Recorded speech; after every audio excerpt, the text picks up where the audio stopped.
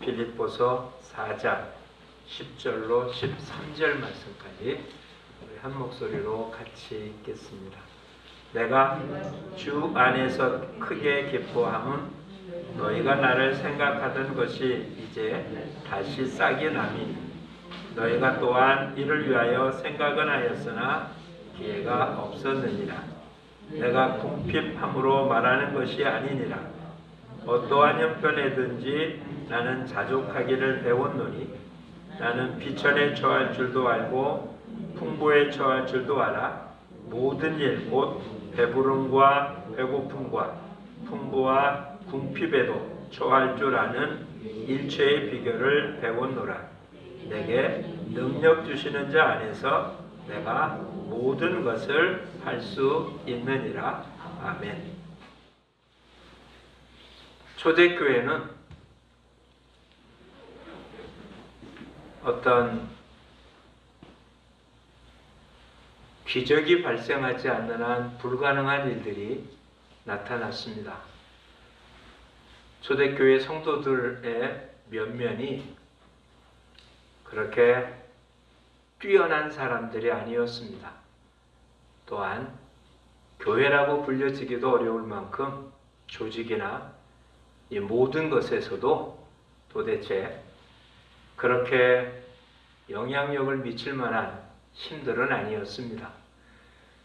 거기에 무슨 어떤 프로그램이 있고 교회 어떤 성경 공부나 혹은 공동체 모임이나 이러한 것조차도 존재하지 않은, 물론 우리가 아는 것처럼 성경을 갖고 교리를 공부하거나 이런 것도 존재하지 않은, 어찌 보면 단순한 예배 공동체에 불과한 것 같은데 반대로 외부의 세력은 교회에 호의적인 것이 아니라 무척 그들을 적대시하고 없애려고 하는 아주 강한 그와 같은 세력이 존재하던 때 초대교회는 엄청난 능력을 발휘합니다.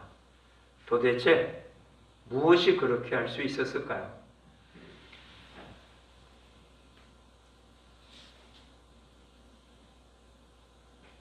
초대교회 당시에는 신분사회였습니다.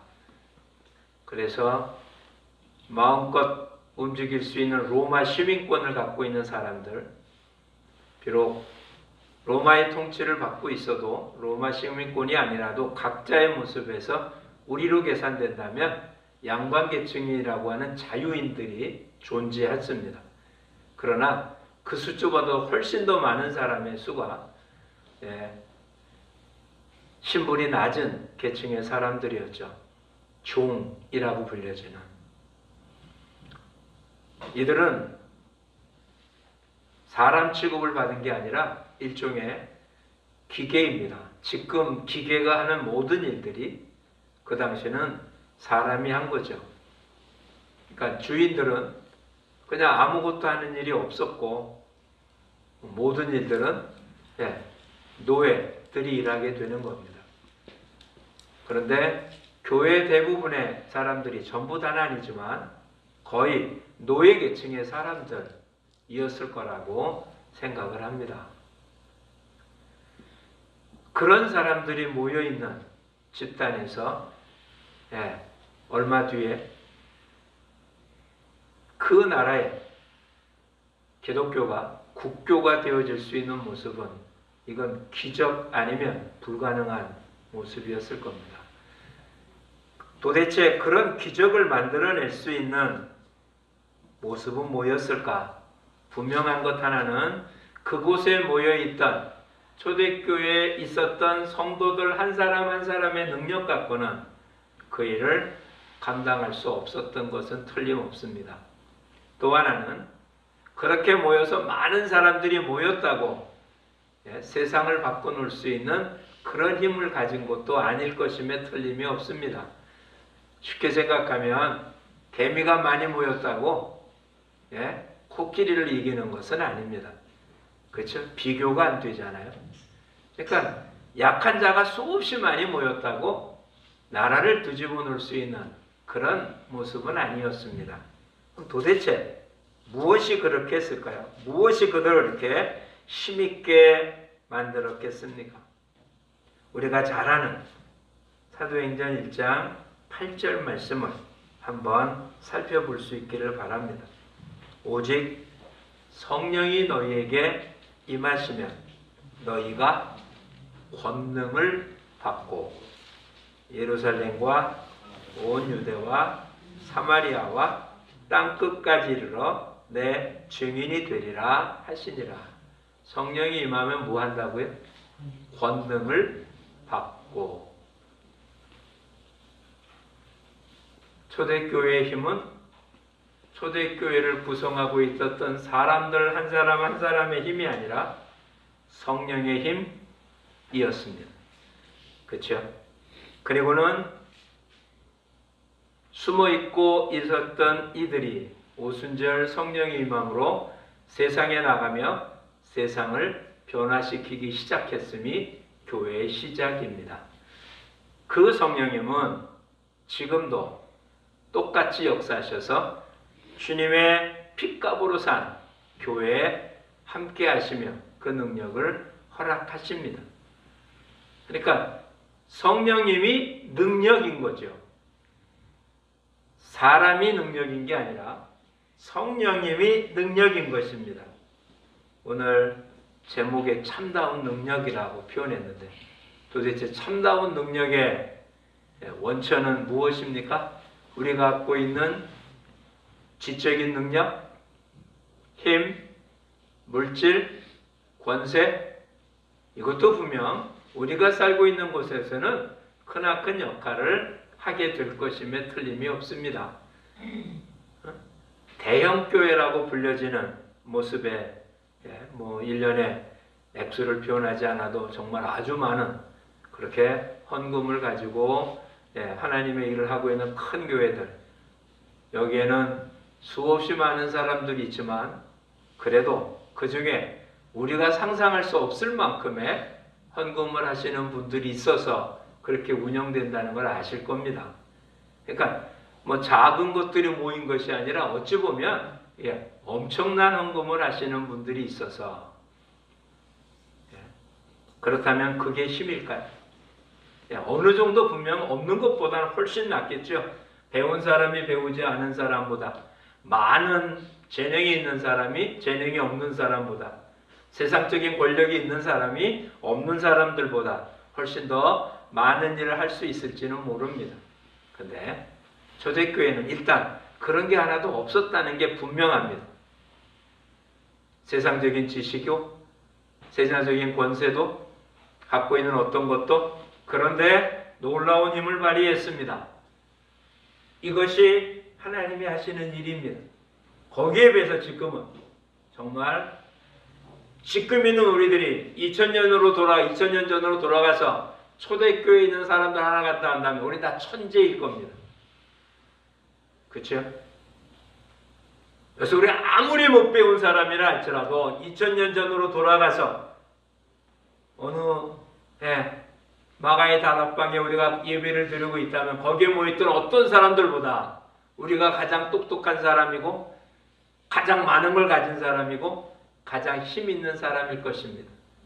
근데 2000년이 지난 지금의 교회는, 2000년이 지난 지금의 우리 성도들은 그때 성령님이랑 지금 성령님이랑 같은 성령님인데, 그때는 세상이 감당할 수 없는 일을 했는데 지금은 그러지 못하는 이유는 무엇일까요?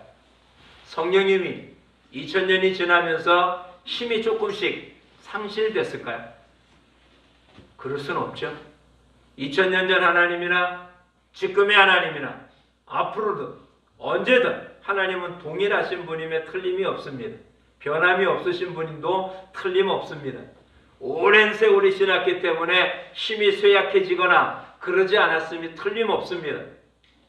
그러니 성령님의 능력 자체는 변함이 없는데 우리의 삶의 모습에 그 성령님의 능력이 나타나는 모습은 전혀 다름은 우리는 분명히 깨달아야 될 것입니다. 왜냐하면 그 당시에는 어떤 사람이었다고요? 힘이 없는 사람들이었습니다. 그러니 그들의 힘은 다 어디에 집중될 수밖에 없었겠습니까? 성령님에게 집중할 수밖에 없었습니다. 가진 게 없었으니까. 쓸 수 있는 힘이 없었으니까. 오직 하나님만 의존할 수밖에 없었고 주님이 허락하신 성령님의 능력으로 모든 일을 할 수밖에 없었습니다. 근데 지금 우리는 가진 게 많습니다. 가진 게 많아요. 그렇죠? 예루살렘 교회에 많이 모였다고 하지만 작은 지체로 따진다면 많이 모인 교회는 거의 없었을 겁니다. 이렇게 건물을 가지고 모인 그런 곳은 거의 없었습니다. 그냥 가정에서 모였습니다. 사도행전에서 의하면 모인 사람의 수가 10여 명이더라. 이렇게 기록해요. 한 가정에서 모였으니 집이 아무리 크면 얼마나 많은 사람이 모였겠습니까? 쉽게 생각하면 그냥 우리 구역 모임 모였다고 생각하면 됩니다. 그게 지역교회 모습이었을 것으로 보입니다. 그보다 좀 더 클 수는 있겠죠.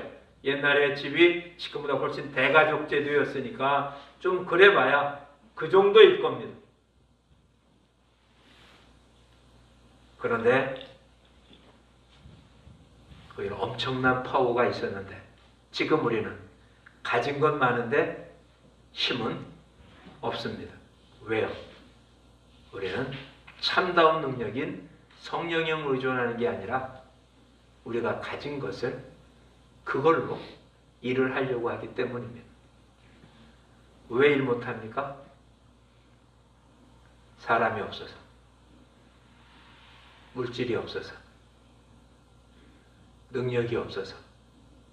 이게 우리가 일 못하는 근거 아닙니까? 무엇을 하고 싶은데 일할 사람이 없어서 일 못한다고. 뭔가 하고 싶은데 전도하고 구제하고 선교하고 봉사하고 주의 일 하고 싶은데 물질이 없다고. 분명하잖아요. 그렇죠? 무엇을 하고 싶은데 우리 개개인의 능력이 없다고. 그렇죠? 충분한 이해가 됩니다.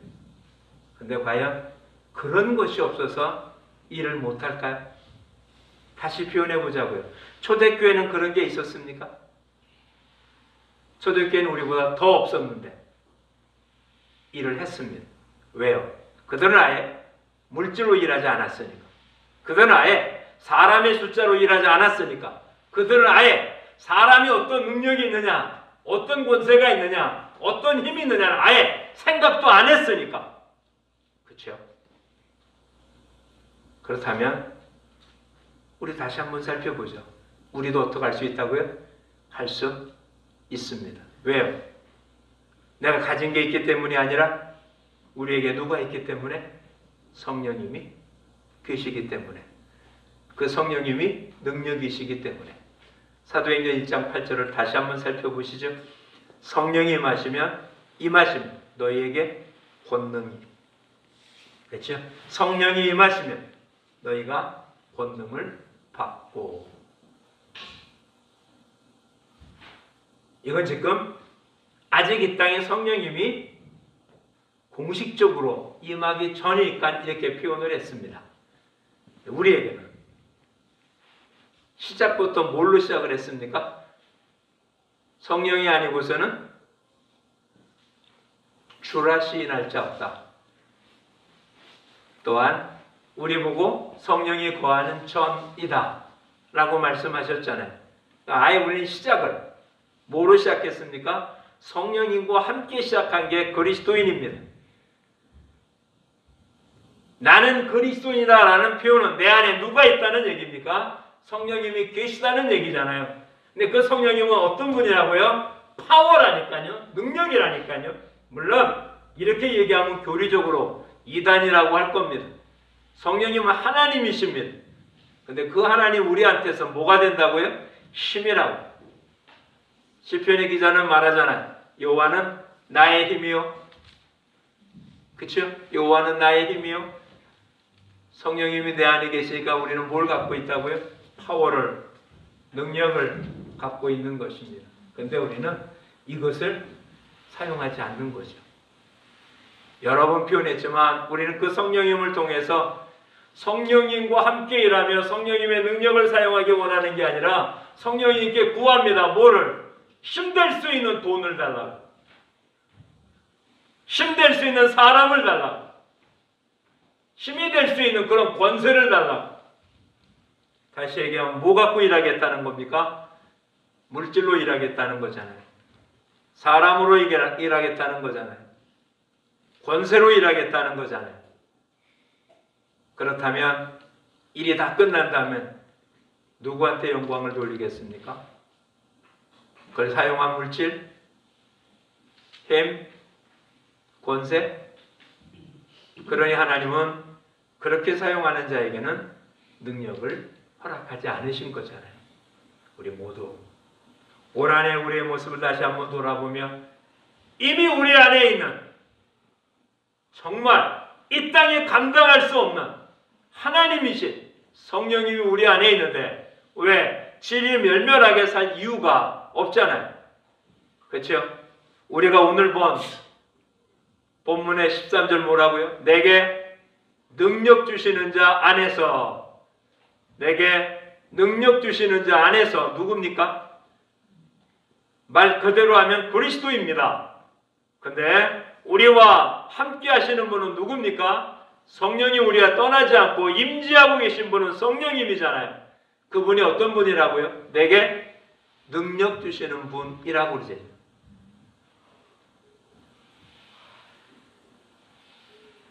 그리스도인은 그리스도 안에서 그리스도의 능력을, 성령 안에서 성령님의 능력을 마음껏 사용할 수 있는 사람들임에 틀림이 없습니다.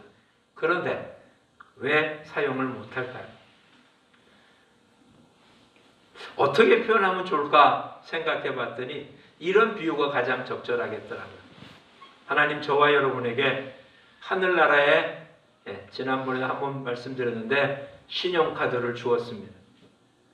한도가 없는 VIP 카드를 하나씩 다 줬습니다.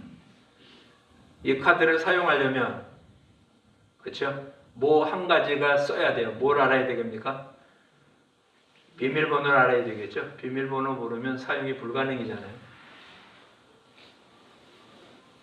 자, 오늘 우리들이 두 가지의 실수를 저지르기 쉬운데, 첫째는 하나님이 내게 우리가 생각하는 힘을 준 적이 없다는 거예요. 카드를 줬어요. 현찰을 안 줬다니까요.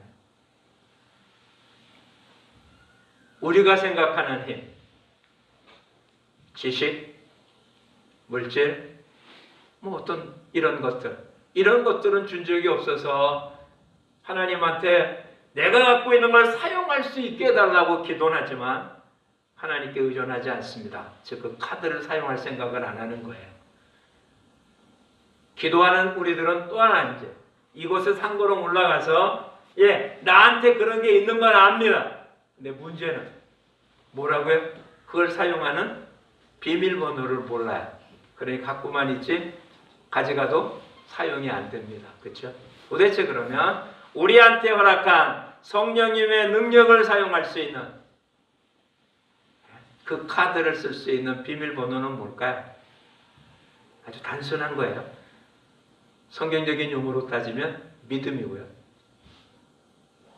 이걸 구체적인 표현으로 하면 순종인 거예요. 하나님의 말씀을 지키는 게 하나님의 능력을 사용하는 비밀번호입니다. 한 번도 사용해보지 않은 사람이 카드 넣고 비밀번호 누르면 내가 필요한 만큼 돈 나온다는 걸 이해할 수 있겠습니까? 그렇죠? 이해 못하겠죠? 이게 되겠습니까? 그래서 대부분 사람 어떻게 한다고요? 안 한다고요. 해보지도 않는다고요. 성경은 우리한테 이렇게 말합니다. 맛보아 알지어다. 그 맛을 안 사람은 어떻게 하겠습니까? 계속. 탈북자 얘기를 들으면 그러잖아요. 돈이 저거 한 다음에 계속 한번 뽑아봐도 돼. 나올 때까지 한번 뽑아도 되죠. 그들은 신용카드도 아니고 현금카드입니다. 그들이 현찰을 안 받고 통장으로 받은 뒤에 현금 카드 받았는데 그거 집어넣으면 돈 나오는 게 신기해갖고 넣고 10,000원 빼보고 넣고 10,000원 빼보고 계속 그렇게 해봤다고 그럽니다. 얼마나 신기했겠습니까? 여러분 스스로에게 한번 해보시죠. 성령님의 능력을 사용해 보신 적이 있으십니까?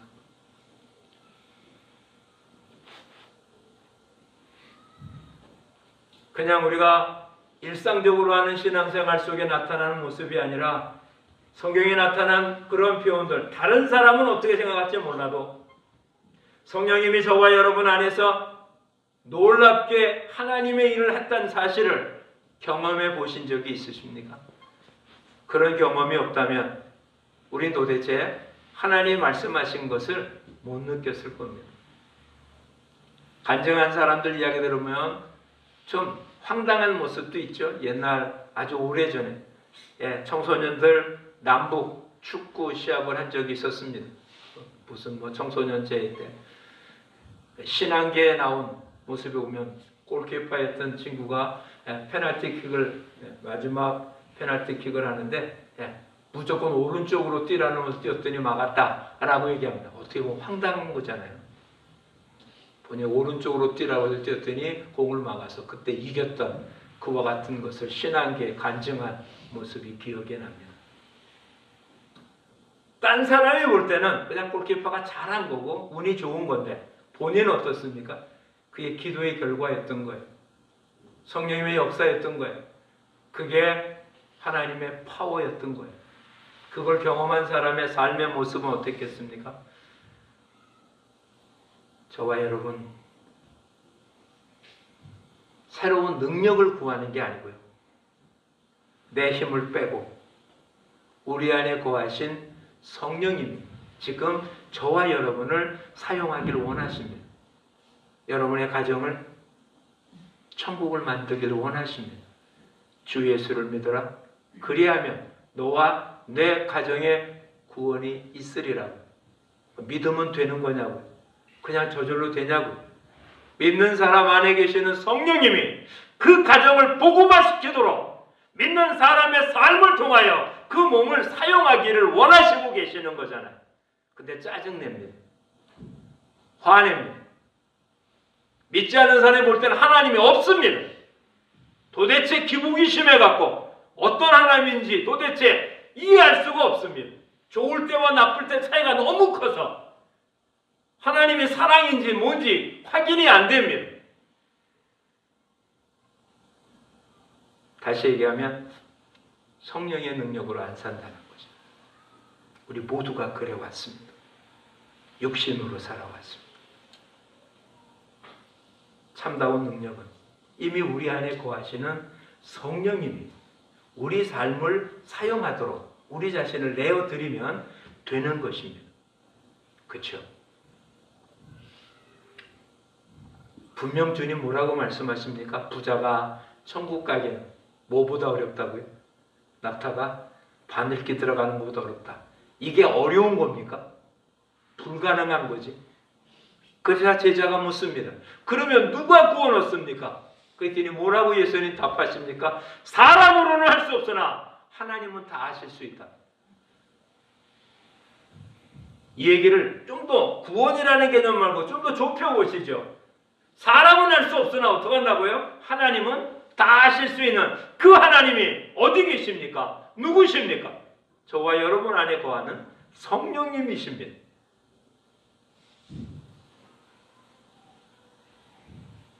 그 성령님이 저와 여러분을 사용하셔서 어떻게 한다고요?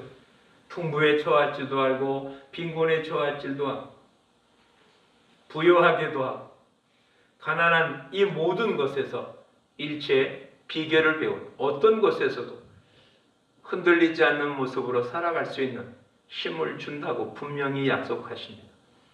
오늘 저와 여러분 앞에 펼쳐지는 환경들 이길 수 있습니다. 아니 이깁니다. 왜요? 우리 안에 능력 되시는 성령님이 계시기 때문입니다. 여러분 앞에 있는 슬픔의 문제들, 고통의 문제들, 여러분 앞에 넘지 못할 산은 없습니다. 나는 못하지만 우리는 못하지만 우리 안에 계시는, 내 안에 계신 성령님은 하십니다. 문제는 내가 그의 뜻에 맞추냐는 거죠. 내 욕심이, 내 육신적인 생각이 한 발이라도 앞서면 성령님은 더 이상 능력을 발휘하지 아니하신다는 거잖아요. 우리 모두 말씀대로 살아서 하나님의 능력을 마음껏 발휘하는 주의 사자들이 되기를 축복합니다. 성경에 기록된 인물들, 지난 교회 역사 가운데 정말 우리 모두가 위로볼 그러한 성인이라고 불렸던 사람들, 엄청난 일을 한 사람들, 그분들은 우리와 다를까요? 야고보 사도는 엘리야를 뭐라고 소개하고 있습니까? 그도 우리와 똑같은 성정을 가진 사람인데 그가 기도하면 3년 6개월 동안 비가 안 왔고 그가 기도함으로 비가 왔다. 우리와 성정이 똑같은 사람인데 근데 그거 하면 그랬다. 그거 한 게 아니라 누가 한 겁니까? 그 안에 계신 성령님이 하신 거죠. 근데 똑같은 모습이었던 엘리야가 이세벨이 내일 이맘때쯤 죽겠다는 말에 무서워 도망가고 로뎀나무 밑에서 이대로 죽는 게 낫겠다고 외치는 그런 코가 석자나 빠지는 삶을 삽니다. 하나님의 사람도 성령이 충만해서 갈멜산에서 엄청난 일을 하는 하나님 능력을 발휘하기도 하지만 자신의 육신의 생각에 빠지면 그냥 죽는 게 좋겠다고 그렇게 좌절된 삶을 살 수도 있다는 것을 보면 오늘 저와 여러분 성령의 능력 가운데 거하지 않으면 우리 앞에 펼쳐진 일은 좌절한 일밖에 없다는 사실을 기억해야 할 겁니다.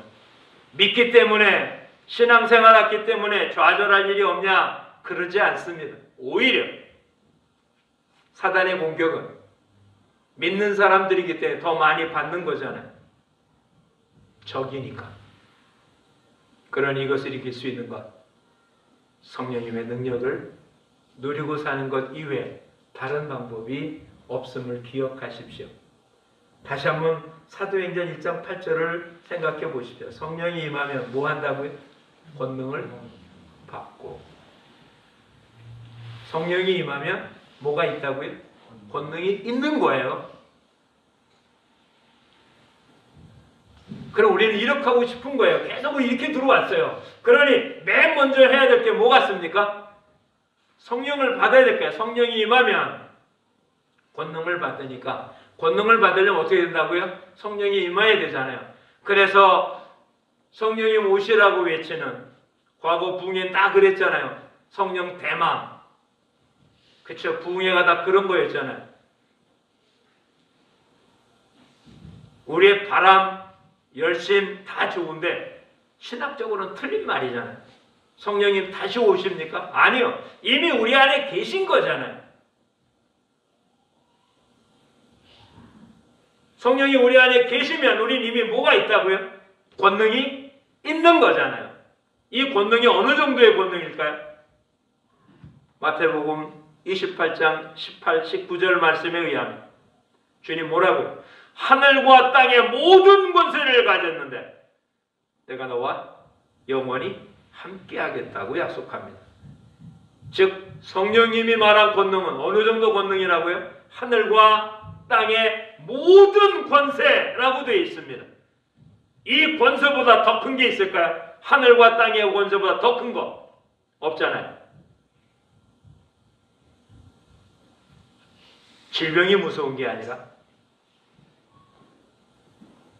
하나님의 말씀을 순종하지 않는 게 무서운 겁니다.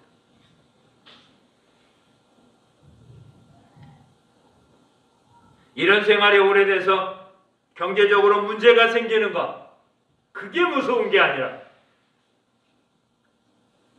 우리 안에 있는 하나님이 허락한 이 놀라운 권세를, 이 권능을, 이 능력을 사용하지 못하는 게 두려운 것입니다. 토픽에는, 해외 토픽에는 종종 이런 얘기가 나옵니다. 노숙자처럼 살고 그러던 사람이 죽었습니다. 고독사죠. 죽은 뒤에 왔더니 그 밑에 침대에 수없이 많은 돈이 있었다. 뭐 이런 식의 토픽을 종종 들었잖아요. 자기 침대 밑에 엄청난 돈을 깔아놓고 그걸 쓰지도 못하고 굶어 죽고 아파 죽고, 이게 얼마나 바보 같은 일입니까? 그렇죠? 근데 그 사람이 바보입니까? 하늘과 땅의 모든 것을 가진 권능자 되시는 성령님을 우리 안에 모셔놓고도 그 힘을 하나도 못 쓰고 있다면 누가 더 바보입니까? 누가 더 어리석은 자입니까? 저와 여러분 약한 자가 아닙니다. 그렇죠? 우리가 강한 자가 아니라 우리 안에 계시는 강한 분입니다. 그러니 그분의 뜻대로 모든 일을 할 수 있습니다. 내가 원하는 대로 하려니까 내 안에 계신 성령님이 나를 가로막아서 힘든 거지. 주님과 뜻에 맞기만 한다면 이 땅에 능치 못한 일이 없습니다. 이제는 저와 여러분 손에 힘을 빼고요. 가진 것 갖고 일하지 말고 그러려고 애쓰지 말고 이미 우리 안에 있는 성령님의 의존되면 능치 못함이 없습니다. 오병이어로 5,000명을 먹이고도 남습니다. 이름도 없는 보잘것없는 사람을 통해서 한 나라를 구원시키기도 합니다. 그 성령님이 오늘 저와 여러분 안에 임재하고 계십니다. 그냥 아니라 그분이 저와 여러분을 사용해서 하나님의 나라를 이 땅에 건설하기를 원하십니다.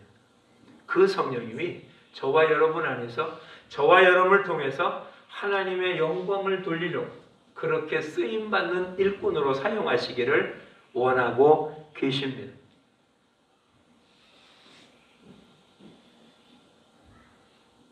군대 생활 가운데 가장 힘든 것 중에 하나가 유격 훈련입니다. 힘들고 어렵기 때문에 다치기도 쉽습니다.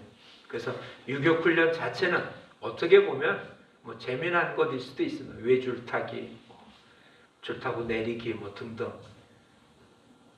근데 그 위에 사고 나지 않기 위해서 매번 가는 코스마다 PT라는 걸 합니다. 피지컬 트레이닝이죠. PT 체조라고 합니다. 그게 힘듭니다. 오히려 훈련받는 자체보다 그 자체가 힘듭니다. 왜 근데 그렇게 위험한 일을 하는데 하느냐? 그 일을 해서 근육을 다 완전히 이완시켜야 사고 나지 않기 때문에 그렇습니다.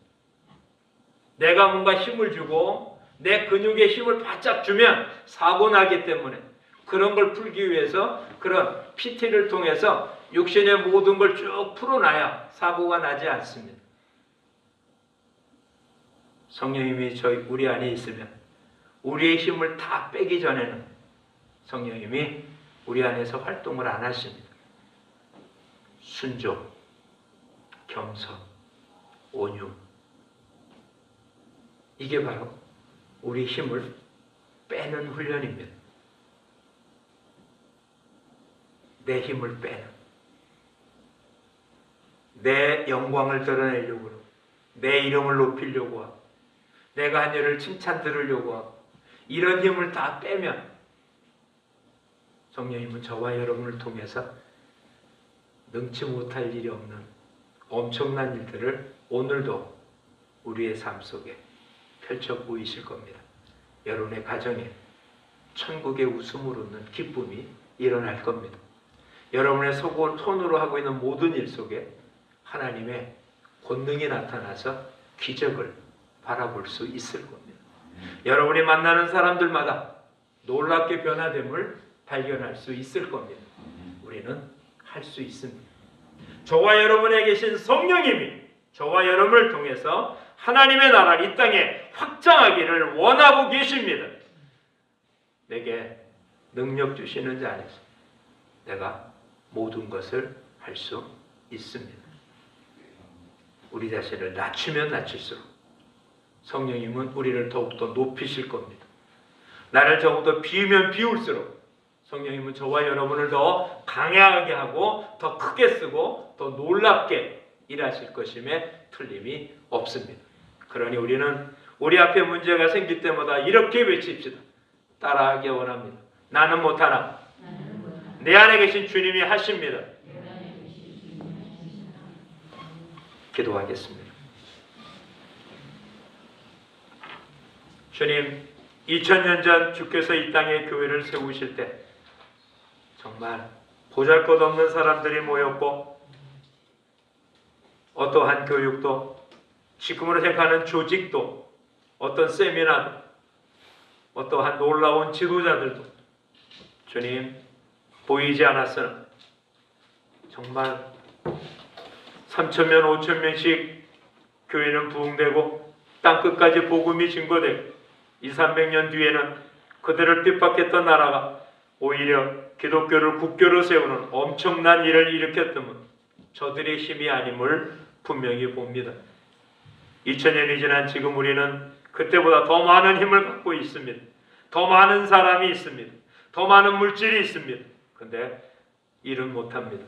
이것은 우리의 힘이 아니기 때문임을 이제 깨닫습니다. 우리도 적습니다. 물질도 없습니다. 가진 것 없습니다. 지식도 없습니다. 능력도 없습니다. 그러나 우리 안에 계신 성령님은 이것과 전혀 상관없이 주의 일을 하실 줄 믿기에 이제 능력 주시는 자 안에서 우리 가정을 복음화시킬 줄 믿습니다. 우리가 하는 일들을 통해서 하나님 살아계심을 증명해 보일 줄 믿습니다. 저희들이 만나는 사람들에게 주님의 복음이 증거되는 역사가 일어날 줄 믿습니다. 아파도 약해져도 가난해져도 힘들어도 이해할 수 없는 상황에서도 웃을 수 있고 기뻐할 수 있고 감사할 수 있고 기도할 수 있고 하나님께 영광을 돌릴 수 있는 권능이 우리 안에 성령님을 통해서 나타나게 될 줄 믿습니다. 아버지, 더 겸손할 수 있도록 힘 주시옵소서. 더 온유할 수 있도록 힘 주시옵소서. 아버지, 눈에 보이는 게 아니라 말씀에 순종할 수 있도록 힘 주심으로 우리 안에 계시는 능력 되시는 성령님이 저희를 마음껏 사용하셔서 이 땅에 하나님의 나라를 건설하는 복된 우리눈으로 목도할 수 있도록 인도해 주시옵소서. 나는 할 수 없지만 내 안에 계신 성령님이 능치 못함이 없음을 믿습니다. 예수님 이름으로 기도합니다. 아멘.